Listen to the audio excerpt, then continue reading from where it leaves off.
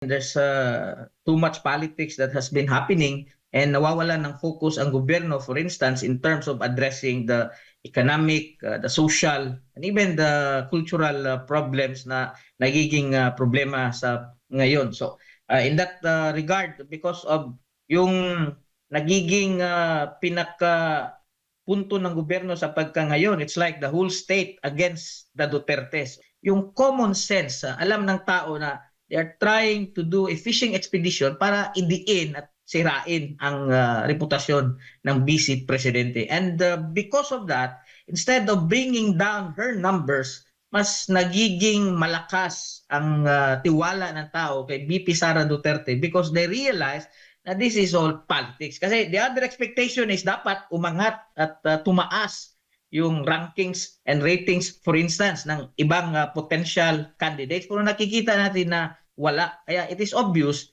na they are doing it precisely because they want to remove the Vice President from the ballot in 2028. At yun, ang sinasabi ko nga kanina, ginagamit ang buong estado against VP Sara Duterte.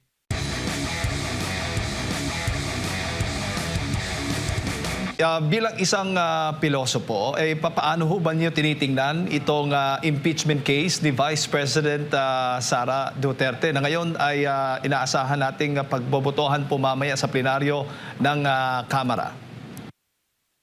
Well, tinitingnan natin ito siya from the point of view of political theory.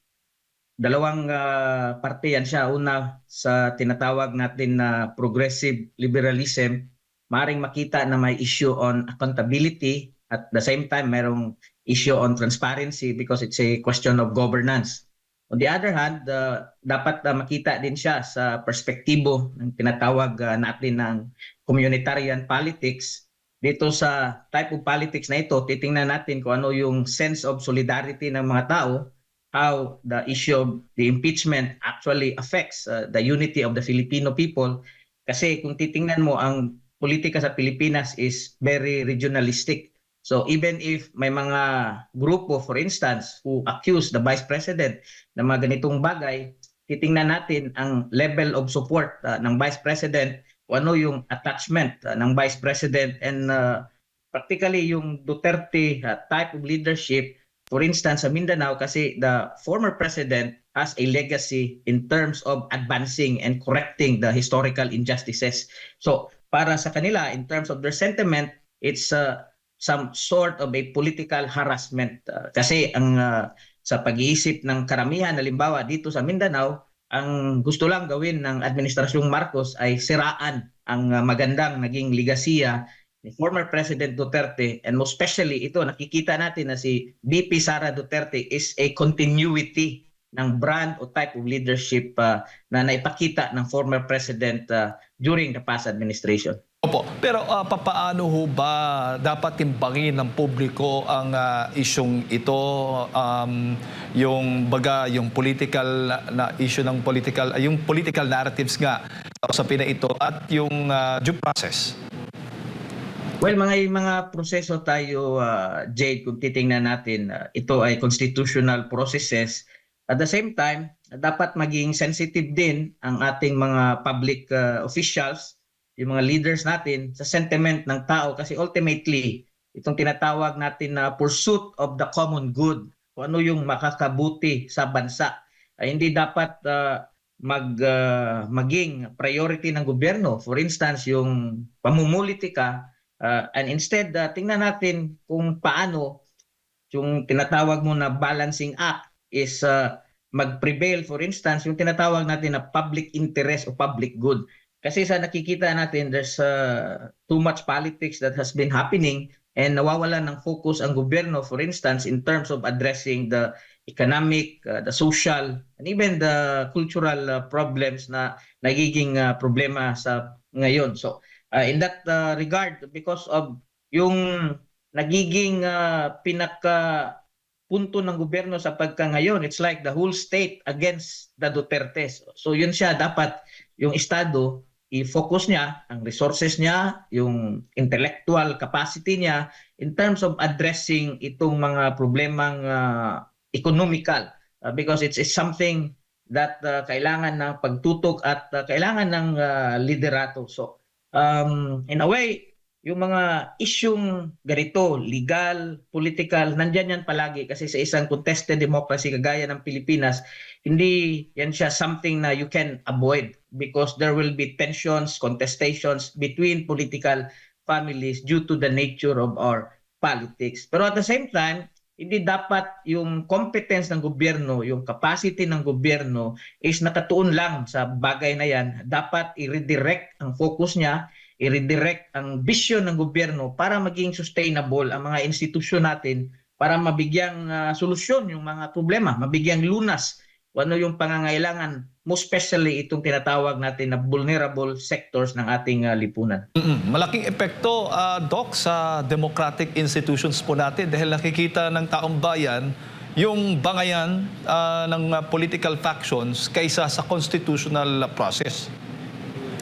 Well, ang nangyayari kasi dito, Jade, almost always, parang yung binibigyang diin ng gobyerno is itong tension between two families. So, ang nakikita ng tao is instead of focusing para mabigyan ng solusyon itong mga economic problems natin, halimbawa yung GDP nitong last quarter is 2.8% lang. Merong geopolitical tensions dito sa Middle East which has resulted to our energy vulnerability issues. At the same time, meron tayong governance problem as a fallout dahil sa pagkakakulong ni former President Rodrigo Duterte sa ICC. Ito'y malalaking bagay na dapat tutukan ng buong estado.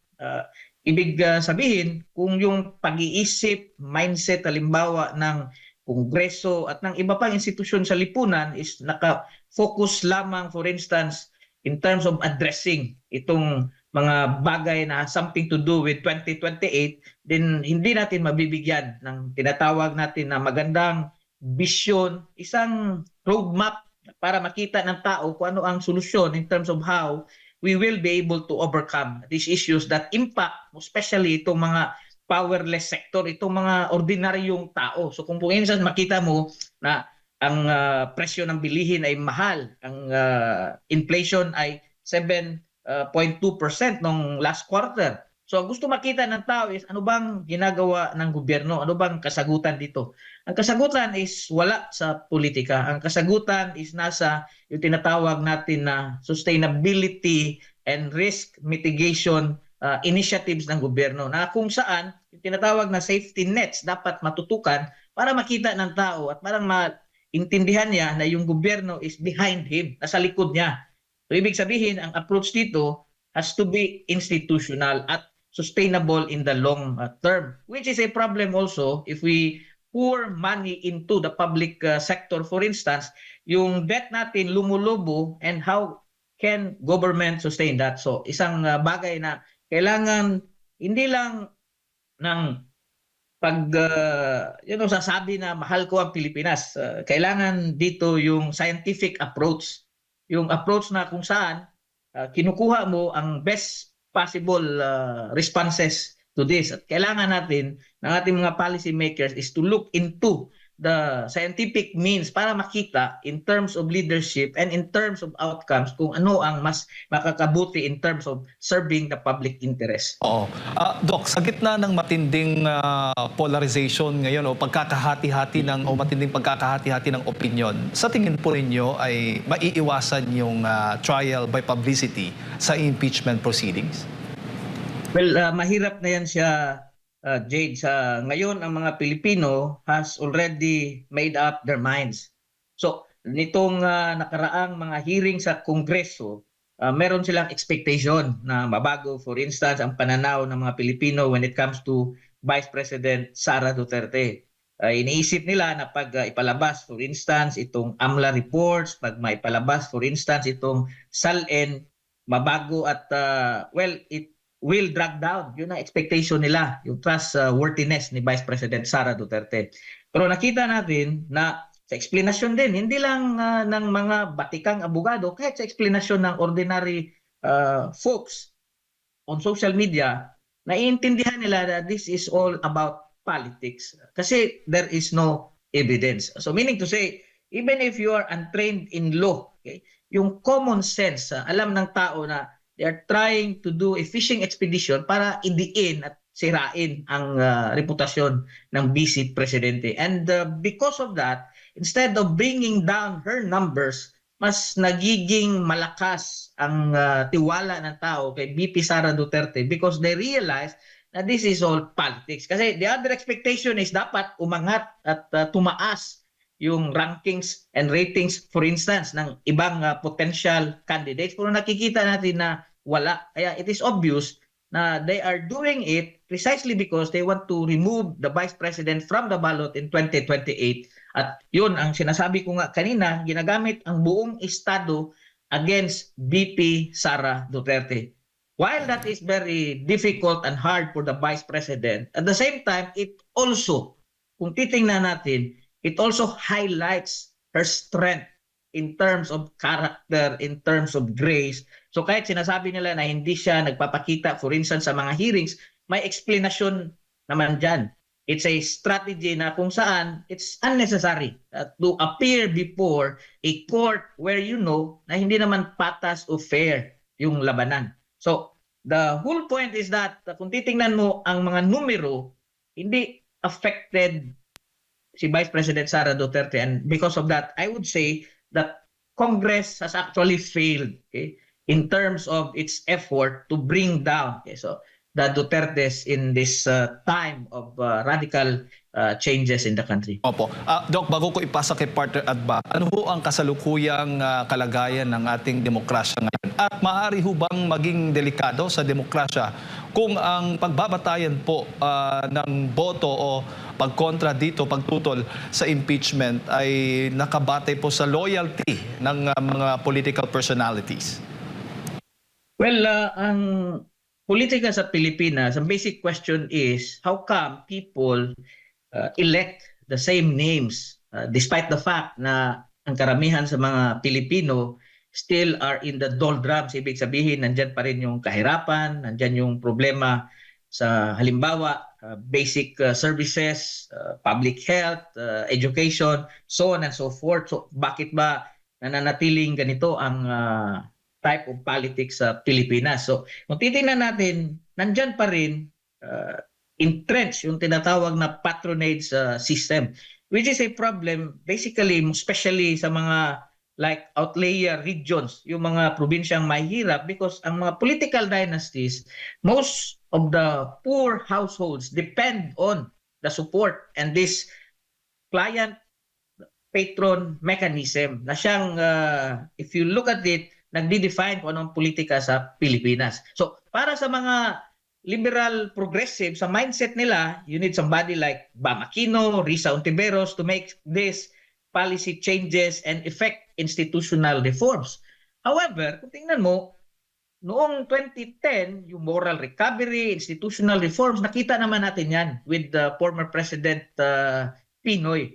Did it change the country? Hindi na bago ang bansa.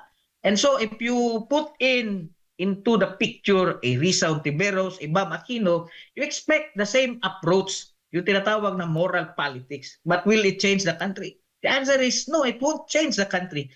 That is why during the time of President Duterte, what we had is what we call a radical type of leadership, political will. Sino bang mga tinatawag natin na number one na problema dito? Ang number one problem natin is itong economic system natin na medyo pabor sa mga oligarchy. Sino ba ang tanging presidente who face up to these oligarchs? Lucio Tan, MVP, and the Ayalas, si President Duterte lang. Doon sa mga issues that are critical and sensitive na kung saan, if a president is weak, he wouldn't touch. Kasi matatakot siya na it will destroy, especially itong sistema na kung saan ang nagiging priority ng bansa is yung interest ng nasa taas. But President Duterte changed all that. And secondly, he rectified the historical injustices against Mindanao. Kasi ang Mindanao excluded economically, politically, socially, culturally, even sa academic discussions, yung mga issue sa edukasyon.